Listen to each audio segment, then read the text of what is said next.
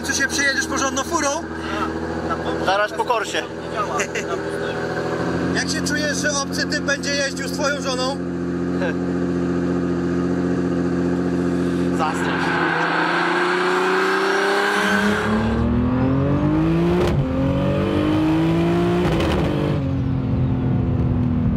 A tutaj łatwo bardzo wypaść z drogi z tego, co widziałem, co czułem. Tak, tańczyła, tak. Jak ja po butelce whisky.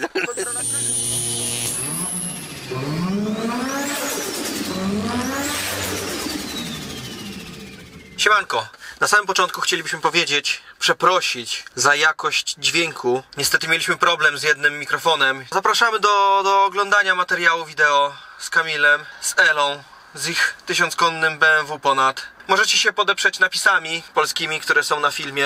Także zapraszamy do oglądania piona i pozdrawiam.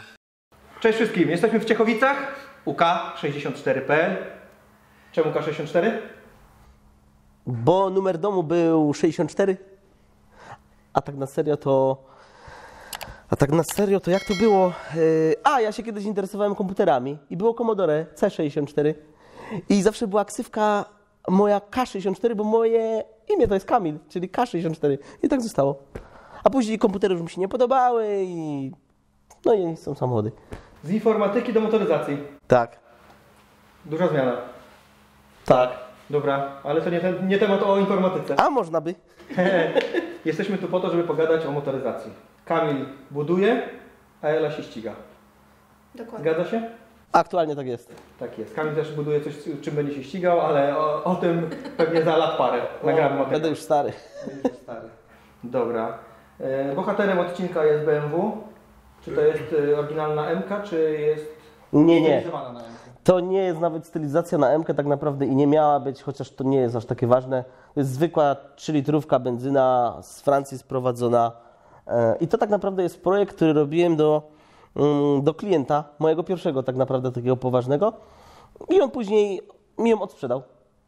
Ten motor już był zakuty i to był tak naprawdę pierwszy silnik, który był tutaj w tym samochodzie. To był silnik, który był z mojej macuszarki, czyli początek mojej kariery na ćwiartce z 10 lat temu. Turbina wychodziła E36 i to tak naprawdę jest dalej ten sam motor. Znaczy teraz już kolejna edycja tak naprawdę, ale bazowo był tamten silnik. Baza cały czas jest taka sama. Baza jest cały czas sama. Osoba wyszła z możliwością sprzedaży, czy ty chciałeś to kupić? Osoba wyszła z możliwością sprzedaży, chciała z powrotem mieć cywilny samochód, bo jemu się też życie trochę pozmieniało. A że cena była atrakcyjna, to z powrotem to chrapnęliśmy. Od razu miała trafić w ręce Eli? Nie, Ela w ogóle była przeciwna temu wszystkiemu, bo akurat dom kupiliśmy i dużo nam się... Dla mnie to nie był może dobry czas związany z naszym życiem prywatnym, co się działo wtedy. To była taka... Musieliśmy sobie to przemyśleć, ale jak już się pojawiał nas... Ja musiałam sprzedać swój prywatny samochód, więc to był taki mój trochę ból, że muszę sprzedać mój samochód, którym jeździłam na co dzień i dzielić się z nim jednym autem. Jakoś tak to było. Ale dzisiaj nie żałujesz tej decyzji? Nie, dzisiaj nie. To z perspektywy czasu była dobra decyzja, ale na tamten moment były chwile zawahania z mojej strony, na pewno. No, było ciężko wtedy, ale już jest spoko. Dobra. I kupiłeś to, mówisz, zakute, tak? To już było był- przez Ciebie zrobione. Tak, bo to był silnik mój, z poprzedniego mojego samochodu, którym się ścigałem. Normalnie jeszcze za czasów SSS, tak? Super Sprint samochodowy to był? W Warszawie, na Bemowie byłem i Stowarzyszenie tak dalej. Sprintu Dawno to Samochodowego. było, z 10 lat temu, 12 lat temu to już było. I ten silnik w całości przyłożyłem do tej budy, ale oczywiście osprzęt był inny, mniejszy turbo, no i tak, żeby to było cywilizowane. I w sumie to była jedna z pierwszych BMW E46 streetowych z silnikiem M50 postawionym na EMU, a to już akurat Łukasz wtedy jeszcze dopieścił. Lamy. To były też początki K64? Tak, Tak? tak. Tak? Tak, to był początek naszej działalności, dokładnie. Jakiś rok wcześniej założyłam, bo działalność na początku była założona na mnie, Kamil jeszcze pracował za granicą.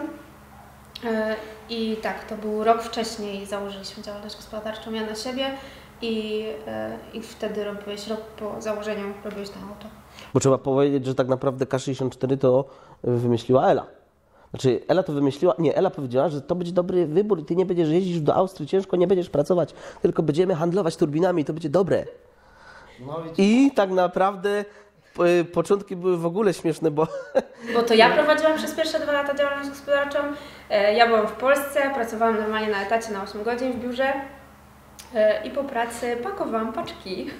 Nabijałam paragony, pakowałam paczki, zawoziłam je wszystkim właściwie. Ja się zajmowałam, Kamil gdzieś tam technicznie pomagał, co zamówić, jak zamówić, ale to ja tutaj przez pierwsze 2 lata, to ja tutaj tak. ja już sobie przygotowywałem grunt tam, w Austrii, żeby po prostu ewentualnie wrócić do Polski, ale tak naprawdę chciałem Eli pomóc, bo w Polsce starty młodego pokolenia są ciężkie, pierwsza praca i tak dalej, no jest masakra po prostu, nie? Bo mi tam za granicą nie było źle, no ale teraz tu jest okej. Na swoim. Czyli ten samochód, ten silnik ma wartość sentymentalną w każdym razie. Tak, jest z nami od zawsze. Od zawsze, no. Od zawsze. Na chwilę zniknął z naszych oczu, na właściwie chyba pół roku może nie był w naszych rękach. Maksymalnie było to pół roku, a potem do nas z powrotem wróciła. I właśnie może ten sentyment też spowodował, że jednak wróciła, nie? Jak Kamil ciął swoją budę pierwszą, to ja płakałam. Tak, bo ja w ogóle startowałem w dragu. Także tam już ta stara buda była pocięta maksymalnie z każdej strony, żeby takie duże opony wyszły i tak dalej. No ale to były tak naprawdę takie początki ćwiartki w Polsce, gdzie zaczęła być popularna. To był taki moment chwilowy. A później niestety chwila przerwy. Znamy temat nadwozia i znamy temat silnika, to może stricte porozmawiamy o samym silniku w tej chwili, o specyfikacji tego silnika. Ty czy ja? Kto bierze pytanie na siebie? Jakie będzie trudne? Bo jak zbyt trudne, to Ela. Specyfikacja silnika. Specyfikacja silnika. Teraz to jest... Może, to jest dalej ten możemy też powiedzieć może na etapie 2021 i ewentualnych zmian, które nastąpiły na ten sezon, jeżeli takowe są. Na ten sezon zmian tak naprawdę nie ma żadnych w stosunku do poprzedniego roku. Ponieważ turbo zostało te same. Jest to GTX 42, tylko ono jest nieco zhybrydowane w TX Performance z Wrocławia. Pozdrawiam. Tam jest większe koło kompresji założone, ponieważ zdarzyła się taka przypadłość, że ja te turbo kupiłem okazyjnie. Tak naprawdę można by powiedzieć, że z VTG. To kiedyś było w Lancerze 2-litrowym. To był taki mocny Lancer. Ja nie wiem, czy to nie jest dalej ten Lancer mocny, co teraz ma V8 włożoną. Nie wiem, czy to nie jest ten projekt. I to był GTX 42 i tam w tej 2-litrówce za późno wstawał. I była okazja, a ja to ciachnąłem. I jak to włożyłem? W tym silniku, co był wtedy poskładany, to przydarzyła się taka niestety nieszczęsna sytuacja, że wciągnęło mi wężyk podciśnienia z zaworku MAG do wirnika. No bo oczywiście mi się nigdy na hamowni nic nie zdarza. No i niestety akurat wciągnęło i cały ten wirnik poszarpało. Ja go tam mam. I jest teraz założony dużo większy wirnik sący. Czy to coś dało, czy nie wiadomo. Ale tak bazowo się przyjmuje, że te turbiny akurat, bo to jest ten mniejszy GTX 42, one są tak do 950 koni mniej więcej. I wtedy jaką moc uzyskaliście? Wtedy było nieskończone, bo wciągło wirnik ten wężek. Okay. Ale to już było wtedy moce, to były moce typu 850 koni. Coś takiego już było. A już po 2 bary było. Bo teraz mocy jest? Teraz mocy jest najświeższy wynik sprzed tygodnia. 1015, 12 koni? 1012 koni na 2 bara mniej więcej to było.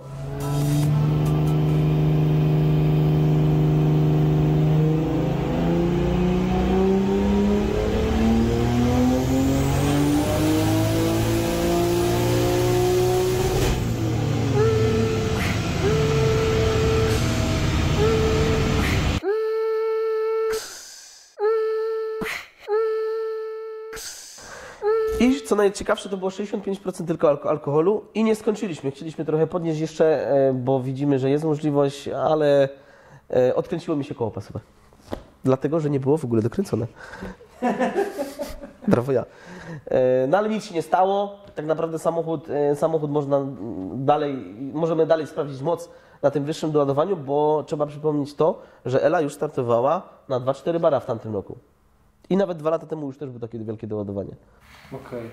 I jakie czasy Ela zrobiła na tym doładowaniu? 10,2. 10,3. 10,3? 10,3 chyba było. 10,229. Tak? Może być. A twoja życiówka jest? 10,3. 10,3 na pewno. w strycie. 10,3 w strycie na oponach homologowanych europejskich. I z jaką prędkością na mycie? 249. Szybko. Bardzo. Bardzo.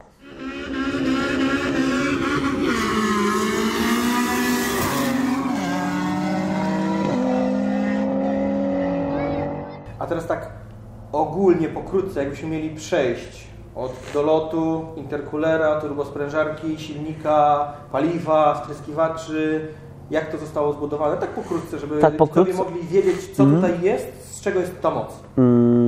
No to I lecimy od... ewentualnie jeszcze jak trudne bądź łatwe są to modyfikacje. Modyfikacje są w miarę proste dla nas, bo my tak naprawdę cały czas te samochody budujemy. Robimy zestawy turbo, tak? Sprzedajemy te zestawy turbo i no i lubimy to, kochamy to. Tak naprawdę te modyfikacje dla nas nie są ciężkie. Dla nas ciężko jest zorganizować czas, żeby to wszystko poskładać tak jak chcemy. I tutaj modyfikacja tak naprawdę modyfikacja tego silnika i tego dolotu i całego tego sprzętu nie różni się niczym od standardowej modyfikacji, którą proponujemy naszym klientom dla mniejszych mocy. Tylko że tu jest po prostu wszystko większe. Większa sprężarka, większy dolot, 3-calowy dolot tu jest, intercooler, setka 600 na 300 na 100 i 4-calowe wyjścia.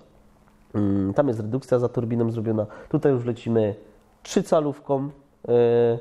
Kolektor ssący to jest tak naprawdę zmodyfikowany Chińczyk. Tak po prostu było, bo robimy teraz już swoje takie kolektory, ale jest po prostu zmodyfikowany Chińczyk, bo tak nam było prosto i tak zostało. I to działa, nic się z tym nie dzieje, także jak najbardziej w porządku. Po drodze jest jeszcze dysza nitro, 100 koni, 150 koni do startu, jak powiedziałem wcześniej. I co jeszcze tu możemy powiedzieć o silniku? Na jakiej mieszance paliwa jeździsz? Mniej więcej jeździmy na etanolu. Jeździmy na etanolu i to są takie proporcje 50-80%. Wtedy to już jest w porządku. Wtedy ta moc jest generowana i w miarę jest bezpiecznie, bo jednak, jakby nie powiedzieć, przyrost mocowy może nie jest taki super wielki. Znaczy, wiadomo, że 50 koni więcej mieć, a nie mieć to jest różnica. Czy tam nawet 100. Okej, są takie przypadki, że niektórzy nawet mają do 100. Ale temperatura spalin. Tak, no obniżamy EGT. Tak, i wtedy ta nieszczęsna głowica, która lubi pękać w BMW, to po prostu żyje dłużej. Ile mamy pomp zasilających? Pompy są 3. Pompy są 3. Jedna jest Valbro Hellcat na prawie 1000 koni wewnętrzny, bo to jest seryjny bak wewnętrzny, normalny bak, bo samochód streetowy.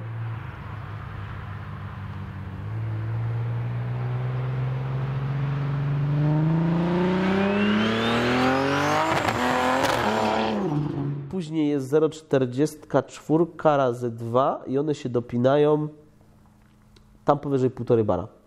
Okay. Dla bezpieczeństwa, żeby nie było, że braknie tego paliwa, prawda, żeby ciśnienie nie spadało. I to tyle. Układ jest prosty tak naprawdę. Masz sweet spota? Nie ma. Nie ma problemu? Nie boicie się? Boimy się, aczkolwiek tankujemy zawsze sporo za dużo, żeby nie brakło i wtedy jest ciężko z tyłu, jest dużo trakcji i mi jest lepiej. Lepiej dołożyć mocy i znakować do pełna. No tak. Faktycznie, no taki swirpot by się przydał, tak? Tylko teraz jeszcze dochodzi kwestia zamontowania tego swirpota, żeby znowu spełniał regulamin klasy street. Ja przerabiałem właśnie ten temat. Musi być na zewnątrz. Zmieniając regulamin na 2022, że musi być na zewnątrz, więc nie może być w przestrzeni pasażerskiej. Mówisz o regulaminie z SCS. Tak. SCS. Rozumiem. Bo King of Poland chyba w tym kierunku nie robiło żadnych zmian Zostało tak jak było. Więc tak. No a jeżeli chcemy jeździć na jednej i na drugie zawody, no to teoretycznie gdzieś musimy znaleźć kompromis i musimy się ku temu skłaniać.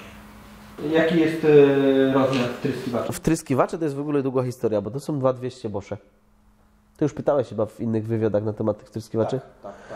No i nam się też to zdarzyło w tamtym roku nieszczęśliwie, że zalaliśmy bio, czyli popularny, z kastorami zwykły bio do biokominka, zmieszaliśmy z paliwem. Tam było stężenie dosyć wysokie, bo około 90%.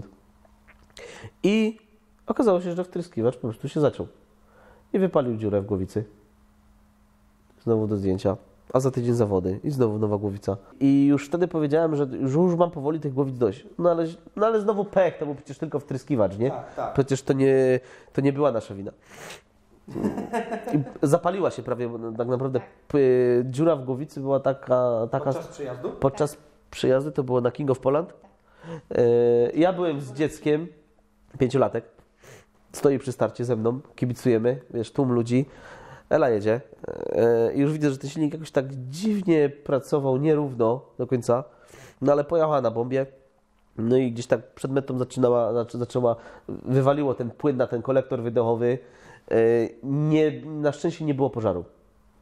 Wystraszyłaś się? Tak, trochę tak, ale dalej nie pozwoliłam strażakom gasić go, jak nie będzie ognia. Powiedziałam, że mogą otworzyć maskę, ale dopóki nie będą widzieli ognia, nie mogą mi tam nic niszczyć. Więc to też trochę symbolizuje to, że nie chciałam, żeby tam się coś wydarzyło dodatkowego. Ale tak, wystraszyłam się troszkę, ale przede wszystkim martwiłam się do tego, co pomyśli mój syn. Że się przerazi.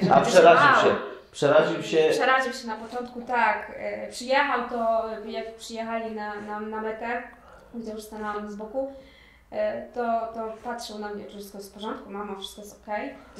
To się auto chyba paliło. I to była taka sytuacja, że mogło się po prostu wszystko zdarzyć też, nie? No bo jak auto się podpali, układ paliwowy i tak dalej, może być jakiś wybuch. Ja z dzieckiem, który patrzy, jak samochód pali się, mama w środku, no takie to jest... To są takie moje słabości, to są takie moje strachy. To są te twoje czarne scenariusze. Tak jest. Tak. Na szczęście do niczego złego nie doszło. Nic się nie stało. Nic się nie stało, zachowałam się, myślę, prawidłowo.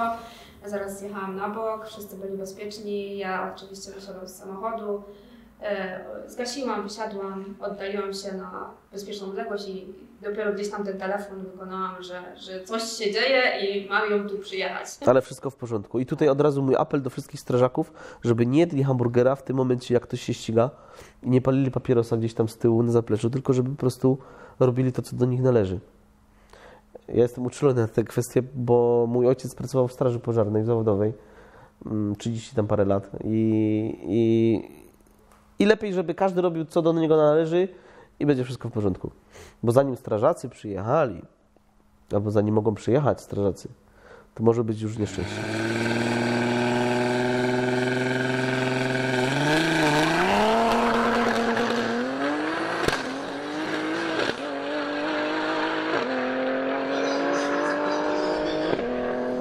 Skrzynia mocno pomaga.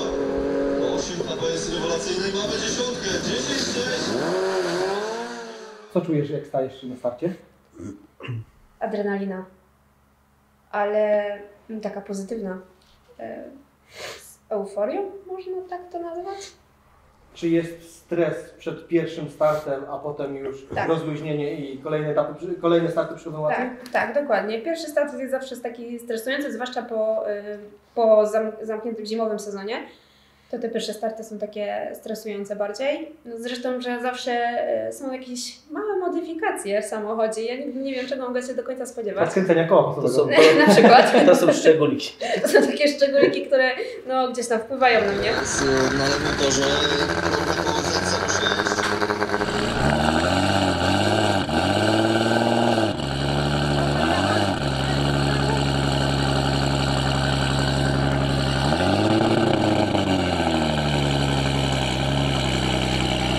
Ale na pewno jest to stres jakiś tam początkowy, a potem już jest chyba rywalizacja, walka jakaś taka się pojawia gdzieś tam z każdym nowym przyjazdem.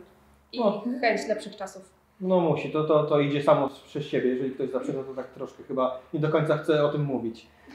A jak się zaczęła Twoja przygoda z motoryzacją, bo no, kobieta w 1000-konnym aucie to nie jest coś, co mamy na co dzień.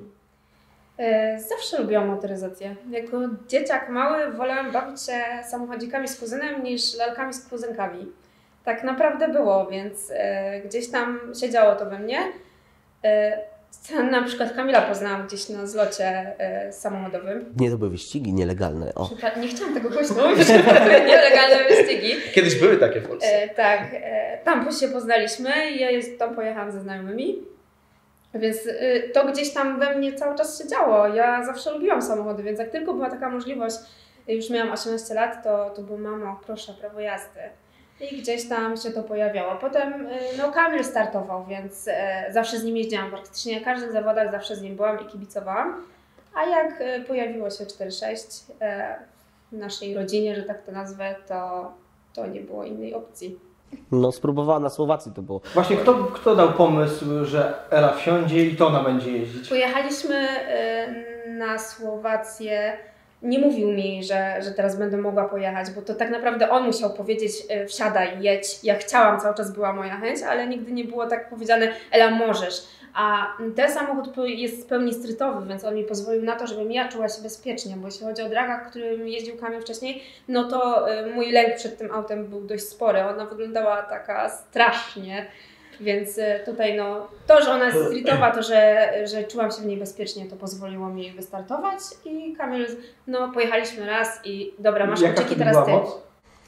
Wtedy było wtedy było więcej, wtedy już ten motor był kruty, 580-600 koni, coś takiego było. No bo pod 1,5 bara ładowany. Było dla Ciebie wtedy już szybko?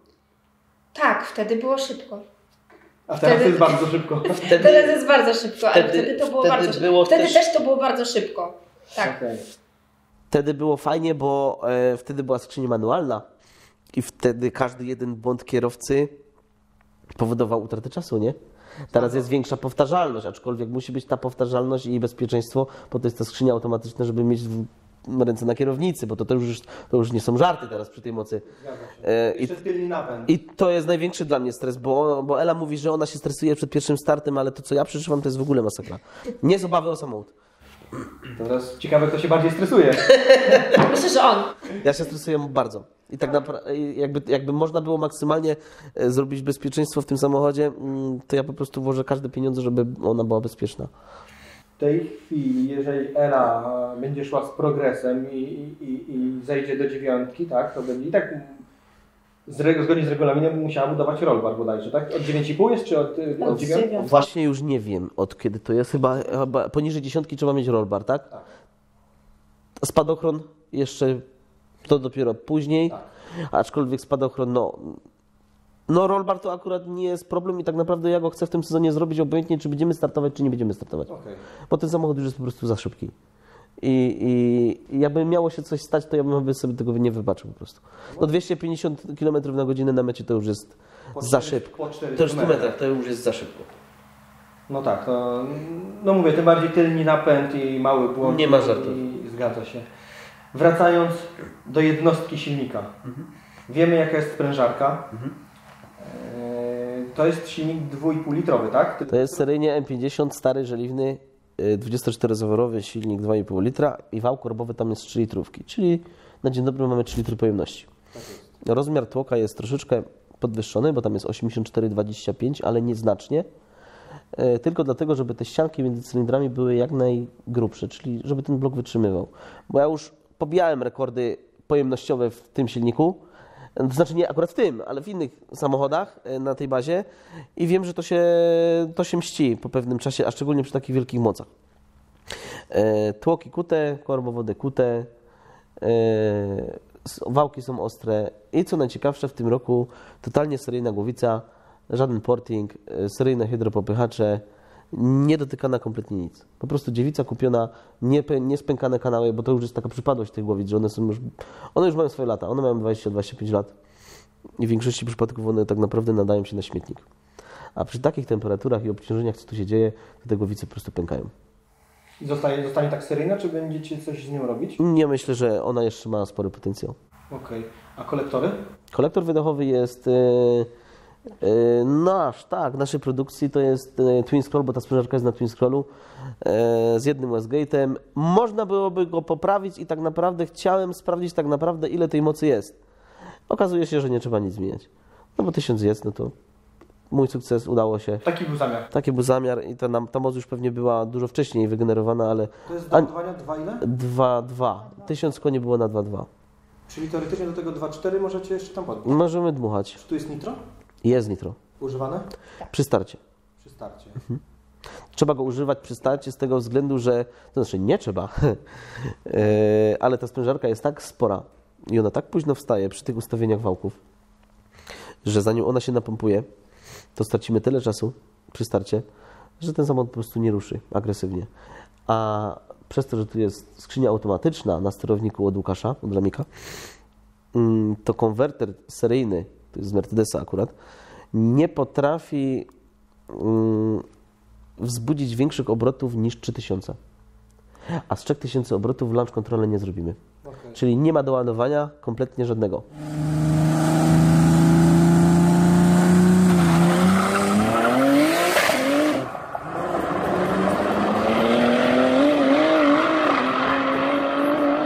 Oczywiście można by było założyć drugie turbo, albo kompresor, albo jakieś po prostu sprawniejsze nowe turbo, bo już są teraz takie sprzęty, które wyignorują ten boost. Ale wiemy, że można to poprawić, zrezygnować z tego nitro, montując konwerter sportowy. Ale na to jeszcze przyjdzie czas. Okay. Także z nitro można zrezygnować, ale póki co używamy tego nitro, żeby tak naprawdę przy starcie, tam do 1 bara do ładowania pompują dyszę koło 100 koni, a później... A na jakim komputerze to jest? To na Classicu jest starym. Emu Classic. Emu Classic. No, polski dobry produkt. Polski to najlepszy produkt. Używacie resztę CS-a? Używamy. My mamy, co najciekawsze, tą pierwszą wersję i to dostaliśmy za darmo, jak ten projekt w Polsce dopiero się rozwijał. I zaproponował mi Jacek, tak? Jacek mi zaproponował: Kamil, weź, przetestujesz, zobaczysz, będziesz zadowolony, będzie ok, dasz mi znać, będziemy współpracować. I faktycznie najpierw założył go Łukasz do Tomkowej M-ki. I później zaraz ja też założyłem, bo jednak ta moc już była na tyle pokaźna, że bałem się o zdrowie żony i udało się to. Udało się to, bo po prostu dzięki temu kontrolerowi właściwie uślizgu nie ma wcale, tak? Możemy to zapiąć na tyle mocno, że nie dołożą mu mocy, dopóki nie ma uślizgu. Także super sprawa i jest w miarę bezpiecznie. Już nie mówię o tym, że idzie urwać cenne setne, nie? Że przy starcie, to jest ważne. Jeszcze tym bardziej z automatyczną skrzynią biegów. Dokładnie. Bo my dla naszych widzów mamy rabat, ale to link w opisie i cała informacja możecie sprawdzić na resztę CS-a. Super. Bardzo super. Przeniesienie napędu, mamy skrzynię 8 HP. 8 HP70 po wzmocnieniu. Tam jest więcej tarcz. Konwerter jest, jak wspomniałem wcześniej, z Mercedesa, bo on jest trochę mniejszy i on po prostu potrafi się wkręcić na trochę wyższe obroty. Bo ten standardowy z 8 HP z diesla to jeszcze tam te 300-400 obrotów gorzej stoje. Jakieś kombinacje z wałem? Wał napędowy, wałem napędowy w ogóle była długa historia. Wał napędowy to w ogóle jest to tak naprawdę nic specjalnego, po prostu przycięty, skrócony oryginalny wał i początek wału z 8 HP, czy tam z F10 z BM-ki nowej. I to cała filozofia, wyważony, krzyżaki nowe i to tyle. Nie ma problemu z napędem? Są problemy, bo ten dyferencjał, który mamy, to jest tak naprawdę dalej seryjny dyfer z tej E46, który tu było. Aha. I on znosi dzielnie bęcki, aczkolwiek parę razy już przekładaliśmy różne przełożenia, no bo w zależności, która wersja silnikowa, te przełożenia w tych BM-kach E46 starych są różne. Teraz już wiemy, który jest najlepszy, no i inwestujemy teraz w szperę taką już z prawdziwego zdarzenia.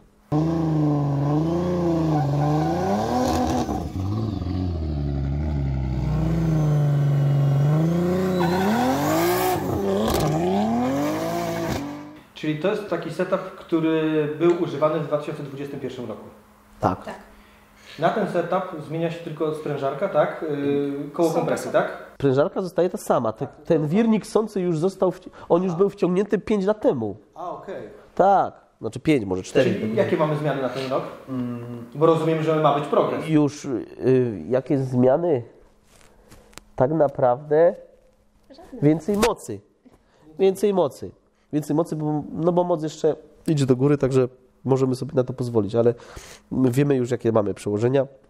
Nie no, parę zmian jest tak naprawdę. To są takie drobne rzeczy, które pozwolą mi spać spokojnie. No i mam nadzieję, że teraz ta głowica będzie już wytrzymywać po prostu, nie? Czasowo też mają się złożyć na jakiś efekt finalny pewnie.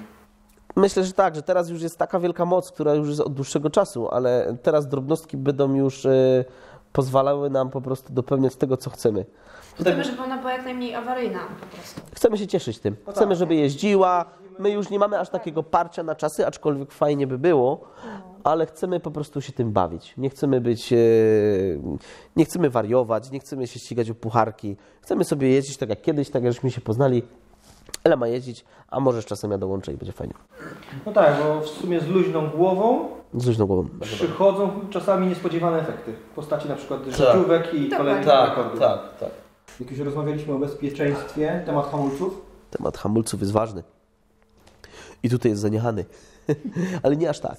Nie aż tak. Tutaj są seryjne hamulce z 3-litrowej benzyny. I to jest nic konkretnego, ale też nic złego. Bo ja zawsze mówię, jak ktoś ma olej, to potrafi wyhamować wszystkim. W głowie, jak ma ktoś olej. I ja już powiedziałem, że nigdy nie pojedę na żadne zawody, w których jest niebezpiecznie. A czy jedziesz seryjną E46, która ma 200 koni i z 200 hamujesz do zera, czy jedziesz 1000 konną, która jedzie 200 na godzinę i hamujesz do zera, no to trasa hamowania jest ta sama. Nic się nie zmienia tak praktycznie, nie? No tak. Na co by się miało zmieniać? Bo tutaj jednak na ćwiartkę nie przyspieszasz, nie hamujesz, nie przyspieszasz, nie hamujesz. Ale tak, te tarcze tutaj z przodu, ten zestaw hamulcowy mógł być zmieniony na coś poważniejszego, ale to przyjdziesz czasem, niebawem. Niebawem. A powiedz, Kamil, czy ty tym autem się ścigałeś? Ja się raz... Czy dzierży go tylko Ela? Znaczy, generalnie ja tym samochodem nie chcę się ścigać. Ten samochód jest przygotowany tylko dla Eli i chciałbym, żeby tak zostało. Okay. Aczkolwiek była próba w Niemczech, ale to było w formie testów. Był taki moment, że Ela nie mogła jechać, bo z dzieckiem musiała zostać, a że był już zaklepany termin, hotel i tak dalej, no to się wybraliśmy. Tam mi niestety nie wyszło. Było gorzej niż Ela. Czasowo. Czyli nie ogarniasz. Nie, no w sumie jest słabeusz. Jesteś sobie już 40, lepiej ci no, wychodzi wiesz, budowa. 40 kg więcej jednak, nie? A waga to podstawa. Na jaki czas to się przeniosło? Na mój? No. Oj, to było jakieś 10,9, 10,8 to było wtedy. I to było w automacie? To było już w automacie. Ale to było mało sprawne. Teraz to jest z tym projektem. Zwalaj to na mało sprawy. Z tym projektem jest tak, że to tak naprawdę my się tym samochodem bawimy.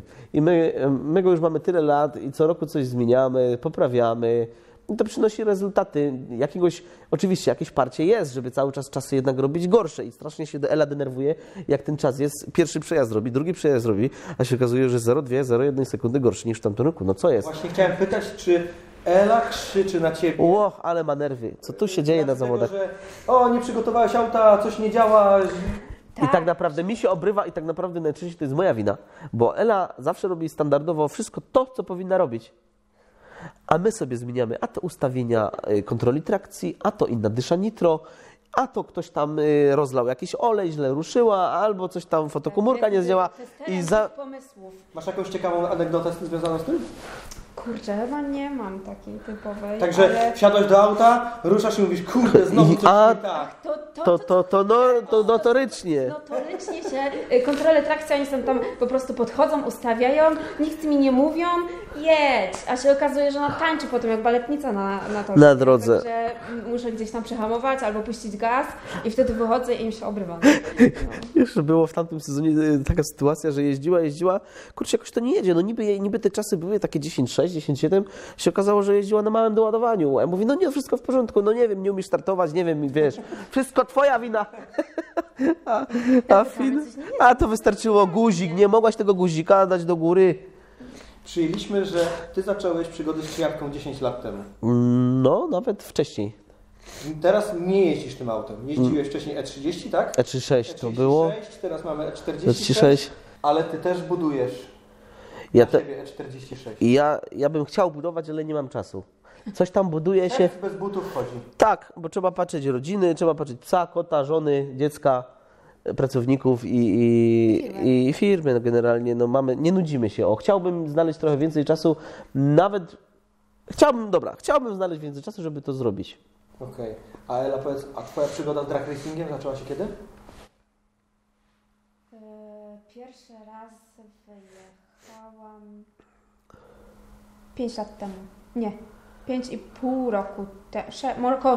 Koło 6 lat. Ale to temu. już taki, że zaczęłaś sezon, czy to był taki jednorazowy? Pojechałam kilka razy, a potem okazało się, że jestem w ciąży. I z racji bezpieczeństwa, jak już tylko wiedziałam o ciąży, to nie wsiadłam do auta.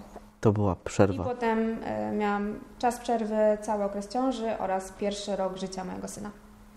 Czyli ścigasz się około 3-4 lat. Tak, tak. Ale już tak twardo. Tak. Także Tak. sezon w sezon. Tak, sezon w sezon. I jak Ci idzie? Myślę, że dobrze. Patrząc na to, że jestem w ciężkiej klasie z samymi mężczyznami, myślę, że No jednej z najsilniejszych. Chociaż teoretycznie o każdej klasie tak, można powiedzieć dokładnie, ale tam jest dość trudna klasa. Jeśli chodzi o ten tylny napęd, te auta dość tak tańczą, ciężko je utrzymać w ryzach na 1/4, żeby jechały prosto. I myślę, że bardzo dobrze sobie radzę, patrząc na to, że jestem druga w swojej klasie na liście Drag Race List. O, bardzo fajnie.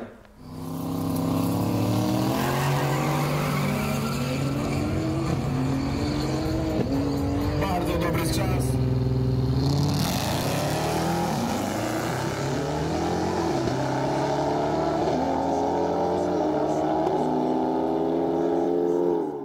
A powiedz mi, jakie masz cele przed sobą? Czy, tak jak Kamil wspomniał, już chcecie na luźno się bawić? Czy jednak jest coś, co chciałabyś jeszcze zrobić, osiągnąć? Na pewno 9, nie? Jest w 9, głowie. jasne. To chyba nie wyjdzie, dopóki się nie pojawi. Jak już się pojawi, myślę, że będzie więcej luzów, więcej fanów z tego, ale i tak jest fanu dużo, także ja nie mówię, ja się tym bawię bardziej niż podchodzę do tego czysto jakoś zawodowo, tak, jak większość ludzi do tego podchodzi. Ja się tym typowo bawię. Nie śpię, nie jest tak, że nie śpię po nocach przed zawodami, że ktoś mnie objedzie czy coś takiego, nie, raczej jest to na fanie. Pożyteczne, zabawa, pożyteczne, frajda i inne takie. Dokładnie. I tak Szkoda, że taka kosztowna, ale ogólnie I tak powinno to pozostać w tej sferze. Aczkolwiek to samo mówiła, jak robiła 11, a później zrobimy 10, potem już odpuścimy, potem się tym będziemy bawić. A potem z 11 naraz się zrobiło 10.6, potem 10.4, 10.3, no to teraz już znowu presja, żeby zrobić te 9. Teraz jest 9, no może kiedyś będzie 8. Nie ma szans, nie puszczę cię. Nigdy nie mów, nigdy. Nie, to jest niebezpieczny sport. No to jest taki, że raz na jakiś czas coś się musi wydarzyć, nie? No lepiej, żeby się nie wydarzyło w Polsce. Bo nasze No, proszę.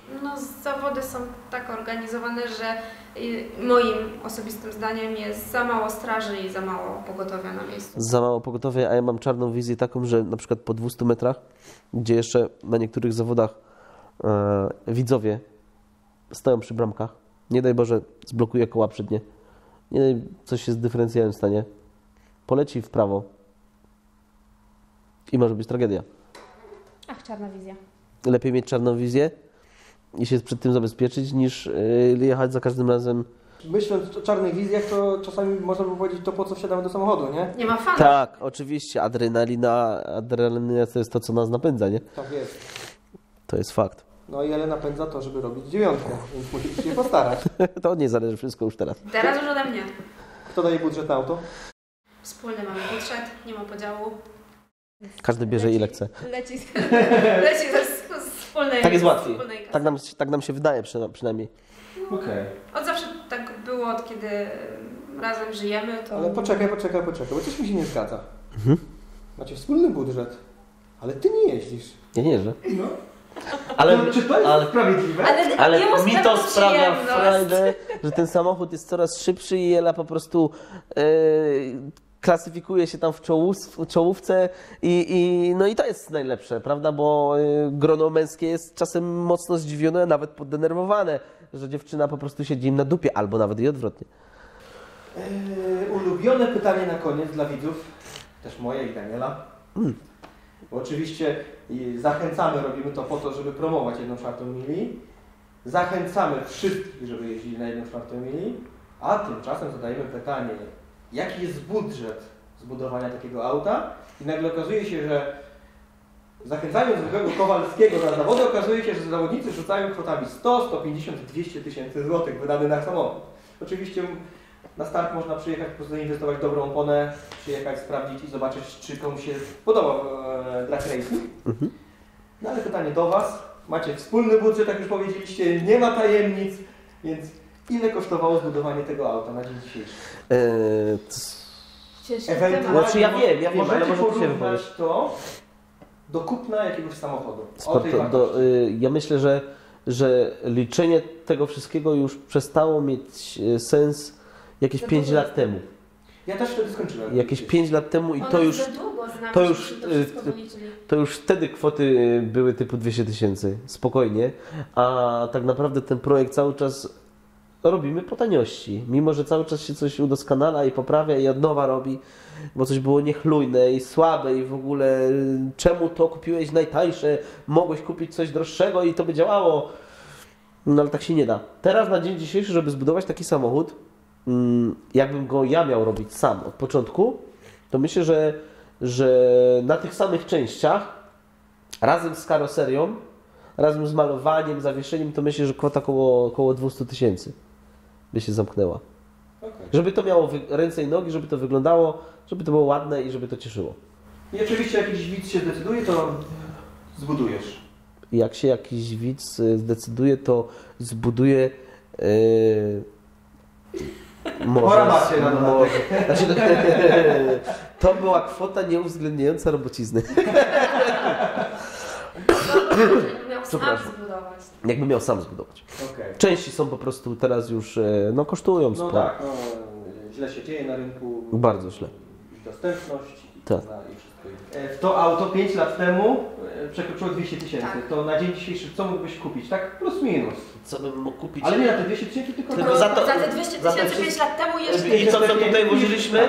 No ja myślę, że Może Ela będzie wiedziała, ale... no może wybierać, śmiało. Źle nie trafi.